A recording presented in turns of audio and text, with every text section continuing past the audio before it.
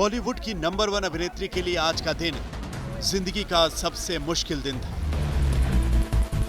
क्योंकि यहाँ real life नहीं बल्कि रियल लाइफ का सबसे बड़ा इम्तिहान था। यहाँ दीपिका को पढ़ने के लिए कोई स्क्रिप्ट नहीं दी गई थी, बल्कि भीतर तक हिला देने वाले सवाल थे, जिनके जवाब दीपिका को देने थे। दीपिका पादुकोण से कोलाबा के एनसीबी गेस्ट हाउस में आज 5 अफसरों ने लंबी पूछताछ की। दीपिका ने कबूल किया कि उन्होंने ड्रग्स को लेकर चैट की थी। दीपिका ने करिश्मा प्रकाश के साथ ड्रग चैट की बात कबूल कर ली।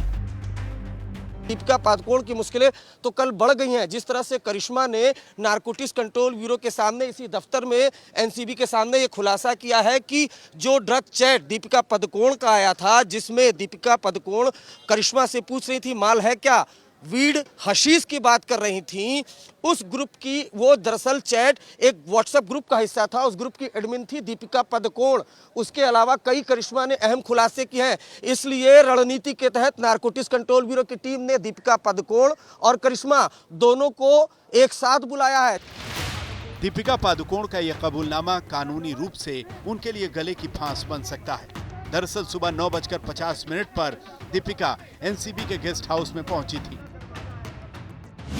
सबसे पहले एनसीबी ने दीपिका को उन आरोपों के बारे में बताया जो उन पर लगे हैं। दीपिका से पूछताछ के पेपर साइन करवाए गए।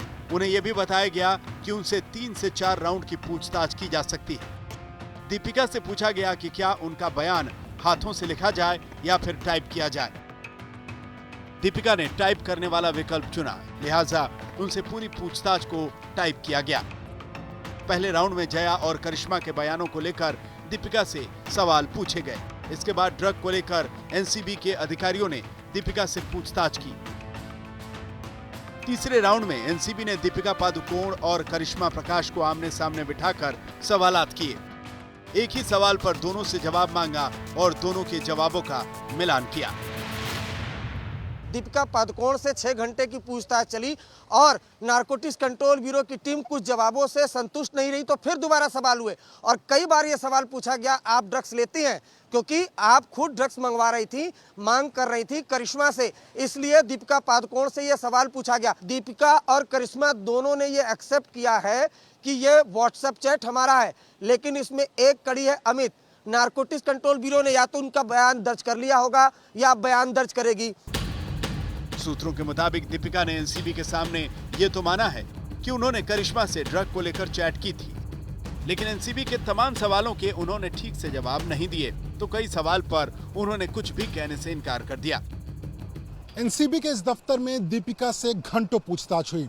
अधिकारियों ने लगातार दीपिका से सवाल किए, लेकिन जब सवाल आया कि क्या आपने कभी ड्रग्स लिया है या ड्रग्स मुहैया कराया है, तो दीपिका ने उसका गोलमोल जवाब दिया। और एनसीबी सूत्रों की माने तो वो दीपिका के जवाबों से संतुष्ट नहीं है। दीपिका पादुकोण और करिश्मा दोनों पूरी तैयारी के साथ एनसीबी दफ्तर आई थी। इससे पहले करिश्मा ने प्लानिंग करके पूछताछ की तारीख आगे करवाई, क्योंकि जब करिश्मा को समन दिया गया था तब उन्होंने अपने वकील के जरिए एनसीबी को मैसेज भिजवाया कि वो बीमार हैं और 25 तारीख को आ पाएंगी। जब दीपिका गोवा से आई तब करिश्मा भी उनके साथ में ही थी। अरविंद ओझा के साथ मुनीश पांडे, मुंबई आज तक।